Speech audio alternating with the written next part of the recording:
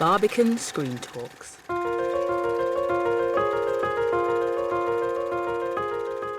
Hello and welcome to Barbican Screen Talks, where we bring you never-before-broadcast conversations with leading filmmakers and film fans, recorded at the Barbican Cinemas. Previously in this series, we've heard from a range of acclaimed film directors, from prolific elder statesman Ken Loach to young innovator Ben Wheatley. However, this podcast is slightly different, as we hear from one of the most in-demand film composers working today. Coventry-born Clint Mansell started his career as the lead singer and guitarist of late 80s indie rock heroes Pop Will Eat Itself. But he's come a long way since performing their hit Get the Girl, Kill the Baddies on Top of the Pops in 1993. Following the band's breakup in the mid-90s and a move to New York, an introduction to the then fledgling filmmaker Darren Aronofsky led to a hugely successful career change. Mansell and Aronofsky began a creative partnership that has lasted 6 films and counting. So far, the composer's career has encompassed scores for Aronofsky's The Wrestler and Black Swan, as well as Moon by Duncan Jones, Ben Wheatley's High Rise, and the live-action adaptation of classic Japanese manga Ghost in the Shell.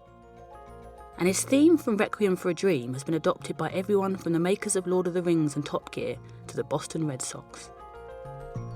In this conversation from 2014, Clint Mansell talks to critic Ian Hayden Smith about the film that started it all, 1998's Pi.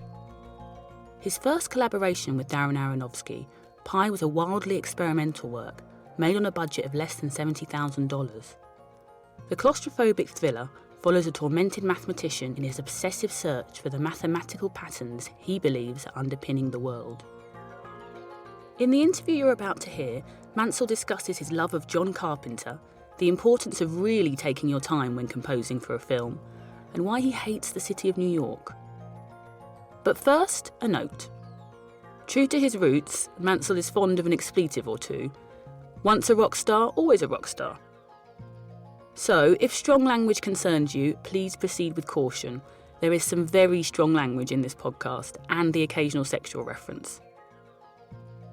Still here? Good. I'm Ellen E. Jones, and this is Barbican Screen Talks with Clint Mansell.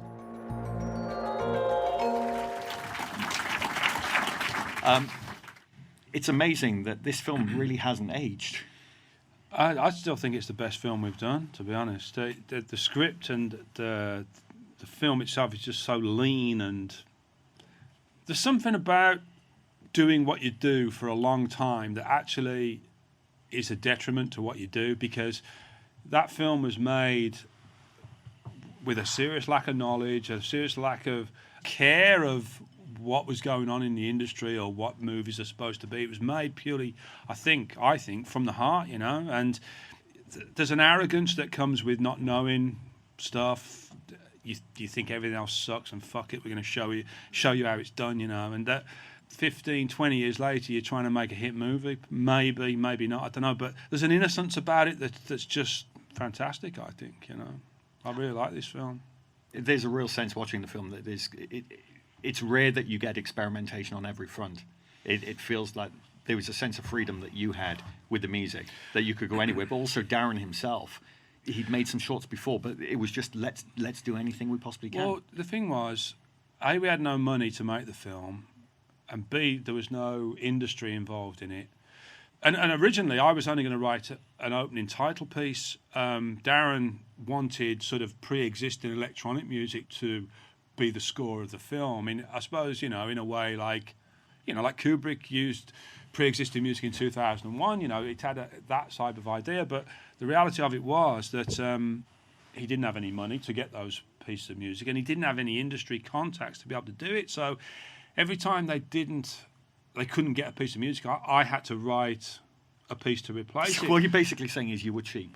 Well, the thing, yeah, I mean, basically, I mean, he didn't know anybody else who could write music, and I could barely write music, really. I mean, there's a lot of naivety going on, and when you haven't got anybody around you telling you yes, no, whatever, you just follow your instincts. You do what you think is right, and then you figure it out as to whether it actually works for you, you know. And through that, we sort of found the power, if you like, of a bespoke piece of music written for a scene, and like I say, it was just down to what we wanted. It wasn't somebody else saying, "Oh, well, you can't do that, you can't do this, you shouldn't do that." It was just purely what we were doing, and I think that's almost like a moment in time you can't recapture. You can't pretend to. It's like losing your virginity, really. You can't do it twice, you know. And it worked. I think it worked anyway, you know. I mean, and the score is sort of drum and bass influence, which I was very wary of because I kind of wanted to do that music, but I didn't think I was kind of cool enough, or the guys that were making that music would frown upon us doing it. But, you know, when it came back, people really embraced it, you know. I mean, and we just, like I said, we just did what we wanted to do. And I just think it's just something that's so lacking most often in film and music even these days.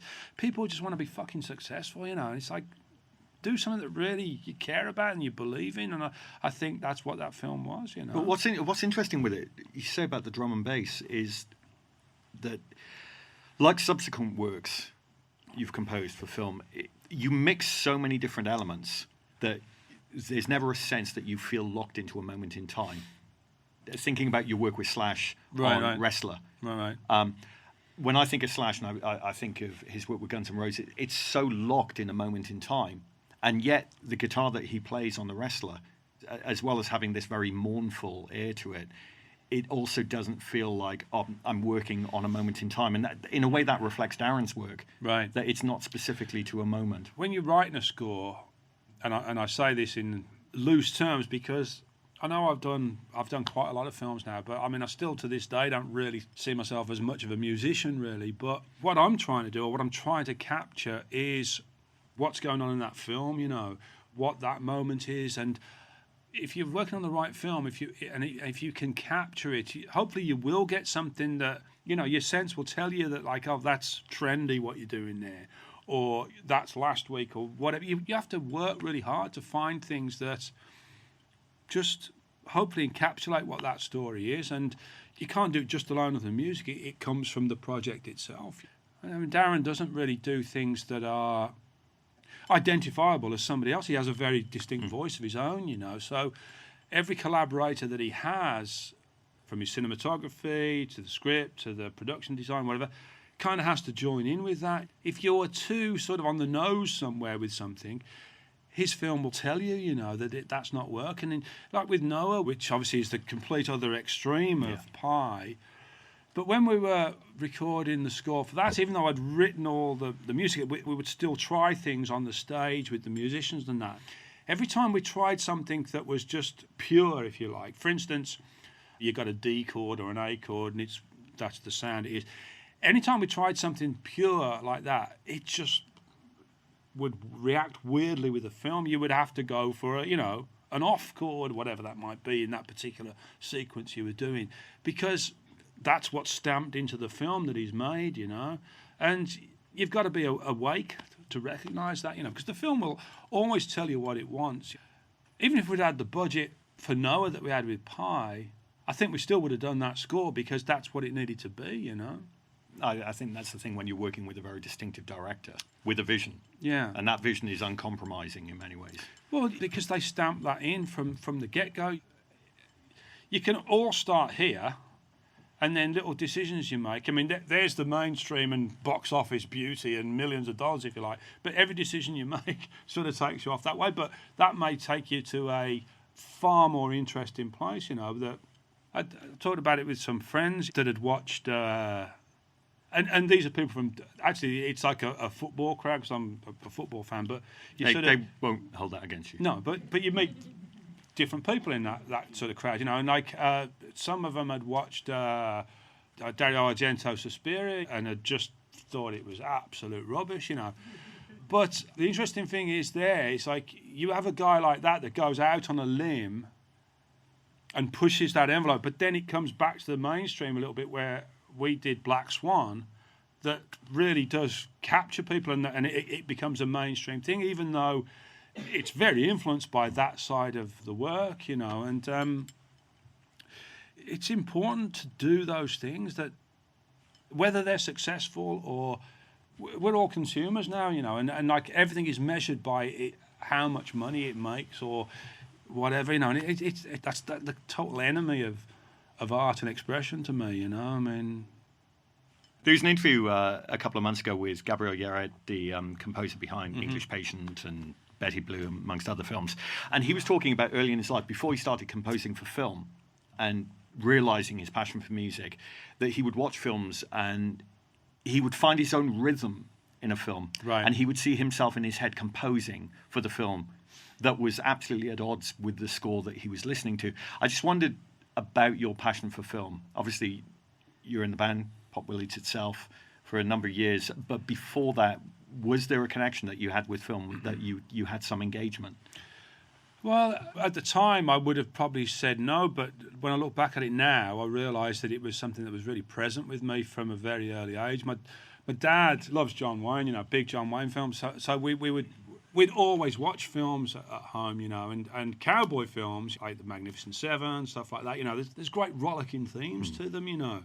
And then I got to an age in the early 70s, I was sort of like getting to be 10 or 11, and the BBC, and we only had 3 channels in those, you guys won't remember this, of course, but we only had 3 channels in those days, and on a Monday night, BBC after the news, around about 9:30, would show a movie, and by today's template, they would probably be art films almost, but back then they were the films that you would see. They'd be like The Parallax View, Man Who Fell to Earth, All the President's Men, Clute, stuff like this that really are, they're not films that pander to an audience. They're films that invite an audience to join them, you know, and I think that's a very different climate to what we have now as a mainstream concept anyway, you know, and I think I was very fortunate to be exposed to that sort of stuff, such that, you know, when I got a little bit older and I would start seeing Eraserhead, Betty Blue that you mentioned, that have amazing sonic concepts to them, you know. I mean, not just musically like Betty Blue. I mean, the music that is beautiful.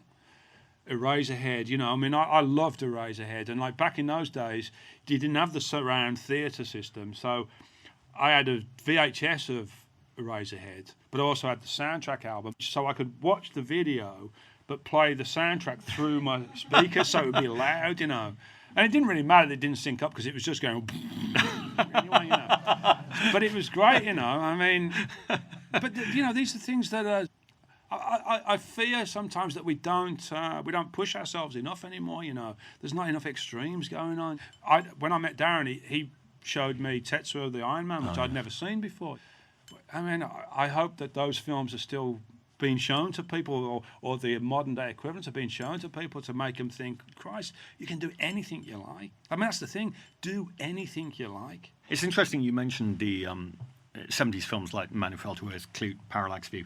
There's a great quote by Darren talking about you around the time of him working on Noah, saying that you captured the essence of a film in 2 or 3 notes. Which I think is a compliment.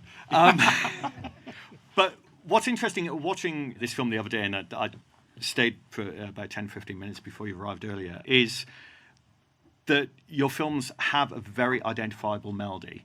And perhaps this is where Lynch comes in with Eraserhead and this sense of a soundscape. But it's the bass lines and it's the things that are happening underneath them that really reminds me of 1970s cinema. And obviously Requiem for a Dream is the one that really comes to the fore with that. There's an element of classical Hollywood cinema going on, of leitmotifs and this melody that draws you in.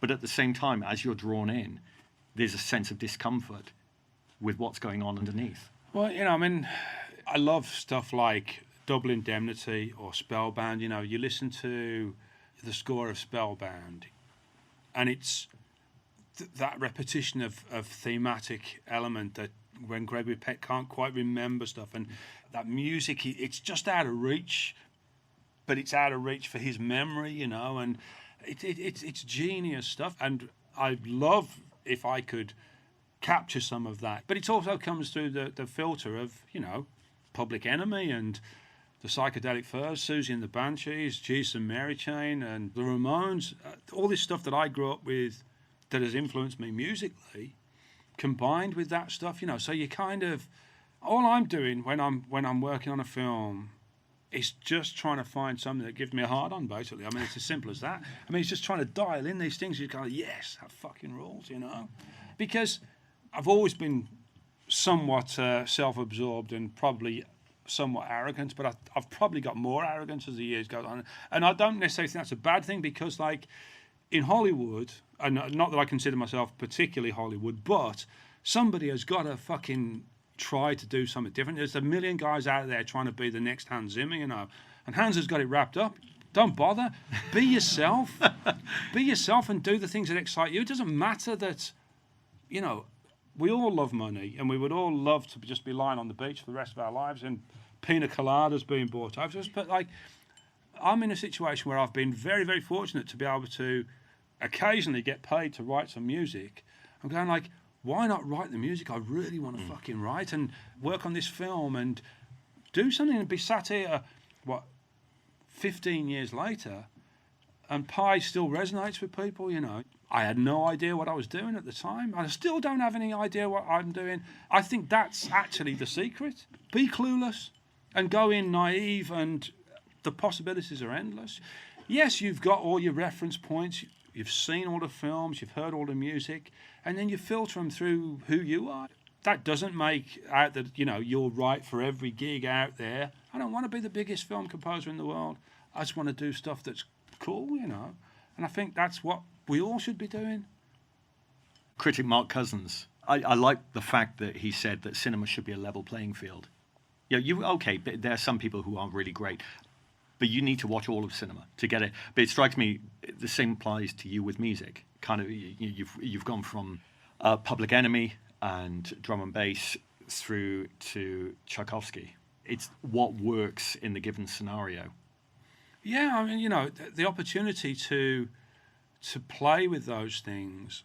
Black Swan, for instance, I mean, there was no other way to do that film other than it be all about Swan Lake musically, you know, because, like, Natalie Portman's character is there rehearsing, trying day in, day out. That music's going to be played to her, even if it's just on a piano or a violinist or whatever, it will be haunting her, and it will be mocking her, telling her how shit she is. She is not making the grade. So many other people have done this so much better than you ever will do it, you know? That's what she'd be hearing with every note.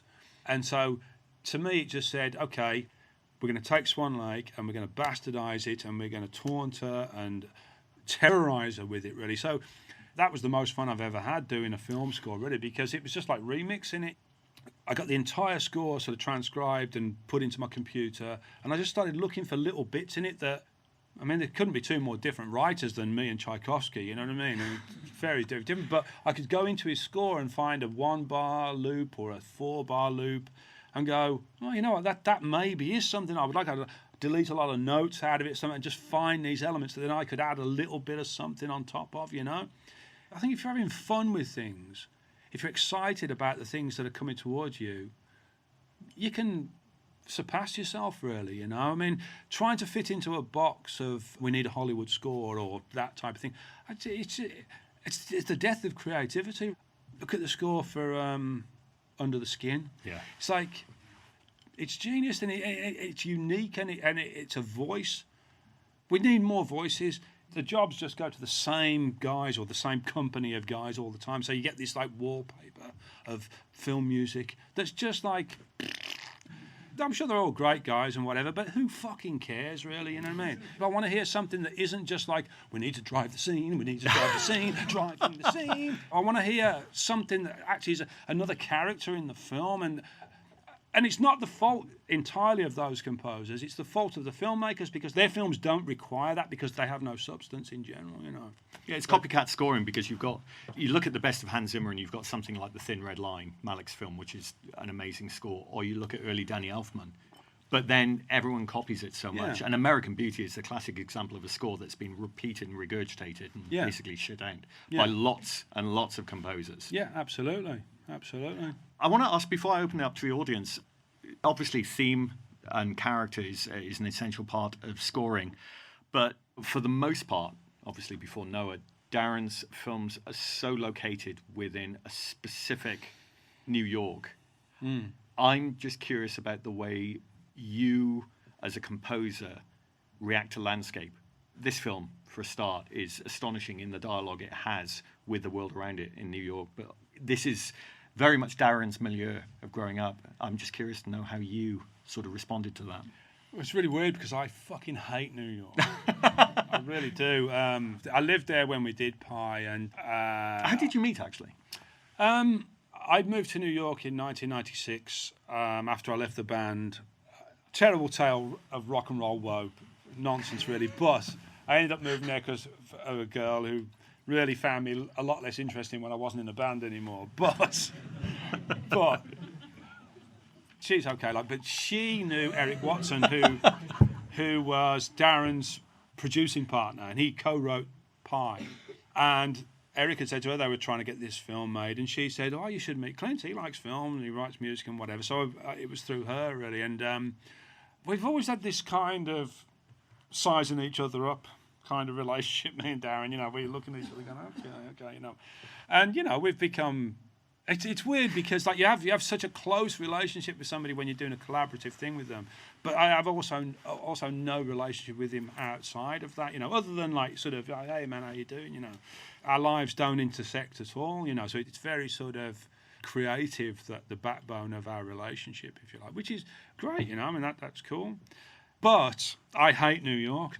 No offense to the good people of New York and everybody who loves it. It's just not me, I'm a small town guy, although I live in Los Angeles now. But the funny thing is, Los Angeles is a lot of small towns all put together. You can live in a part of Los Angeles and it just be where you stay. Whereas New York is this bustling, bit like London, really. And as much as I like to come to London, I've never lived here, and so I don't know that much about it. But New York was cruel to me, or at least I felt it was. But whether that has sort of been part of what has created what we've done, you know what I mean?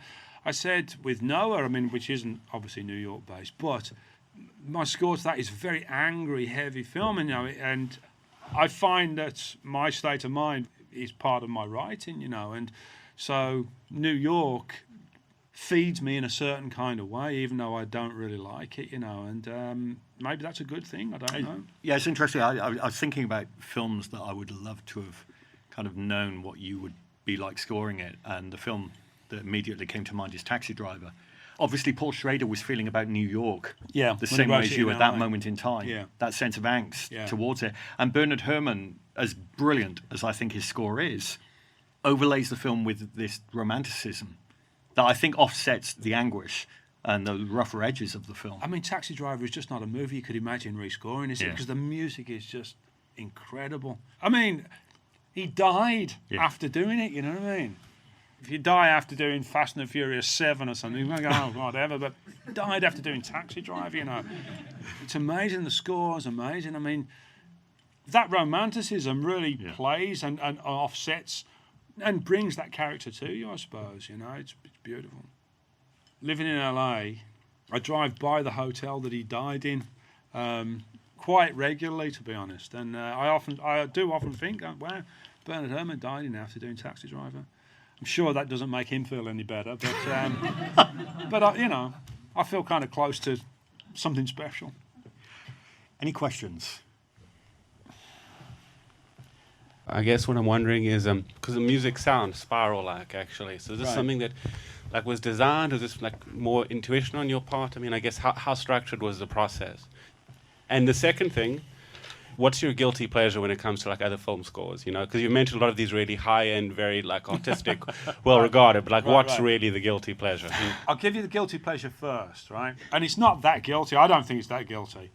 It's Tangerine Dream's score for Risky Business. It's fantastic. That's good. Yeah.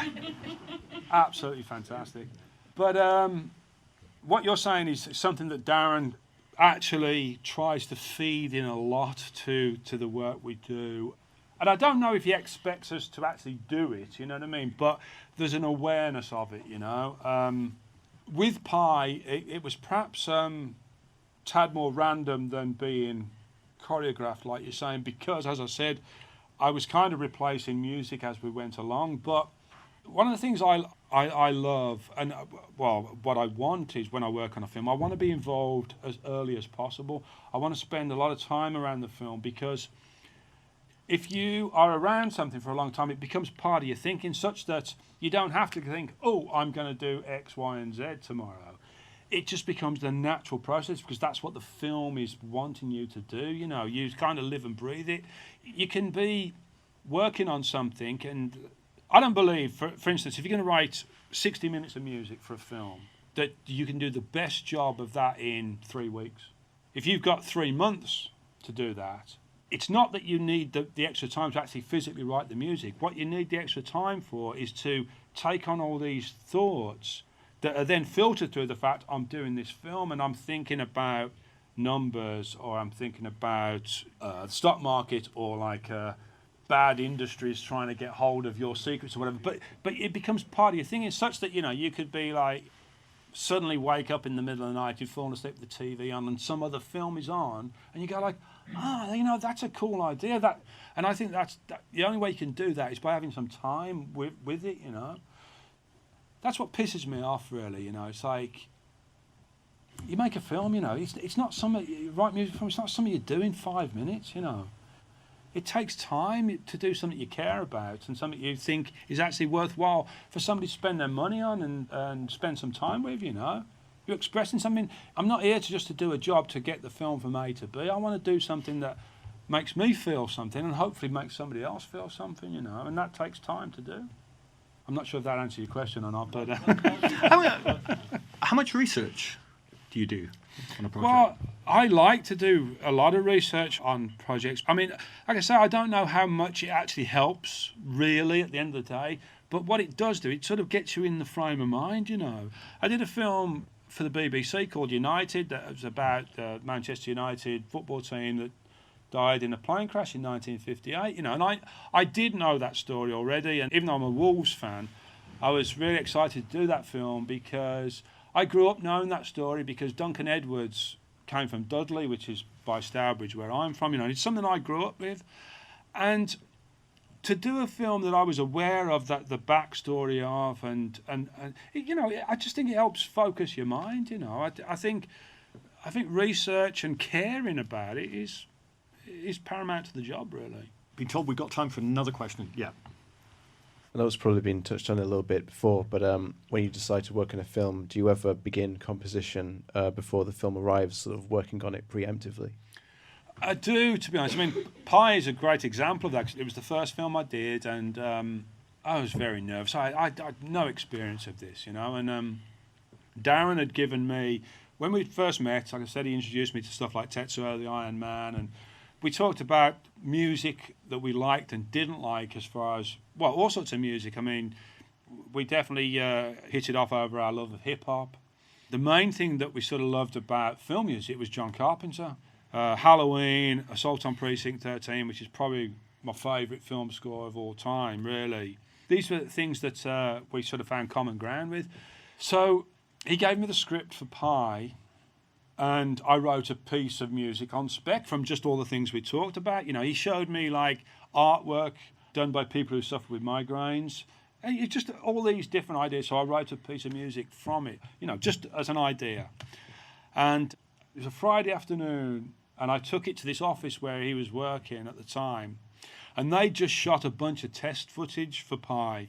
You know, the black and white, grainy stuff, and it had come back and they were all pissed off. Matty, the cinematographer, it didn't come out the way they wanted, so everybody was like really down, you know. And I've walked in with a cassette of like some music and going, oh God, everybody's pissed off. And I thought, well, I'll play the music to Darren and see what he thinks. But Darren being Darren, he's going like, hey, everybody, Clint's got some music, let's have a listen, you know. So suddenly there's like a room like this full of people, and they played the music, and it went down a storm. Even though the piece actually isn't in Pi, it did have the do-do-do bit in it. But the rest of the music, it's sort of like a sketch of what it would become, you know.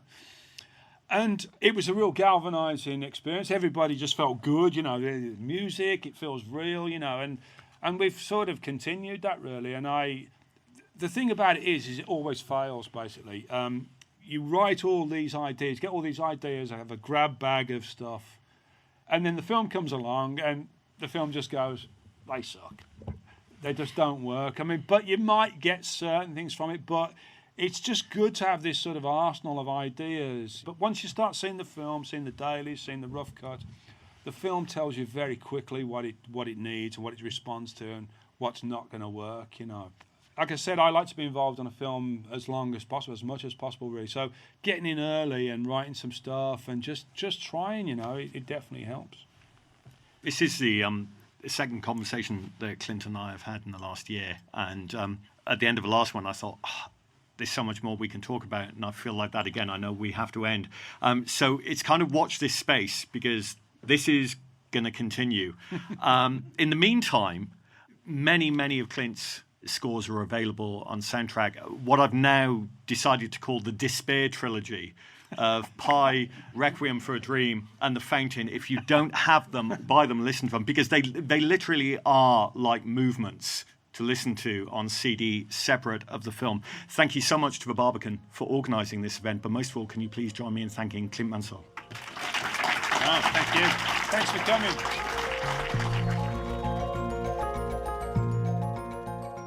Thanks for listening to this Barbican Screen Talk with Clint Mansell. If you've enjoyed this podcast and would like to support Film at the Barbican, you can subscribe via iTunes or Acast, or visit barbican.org.uk/Screen Talks Archive. And do tell us what you think of our Screen Talks Archive.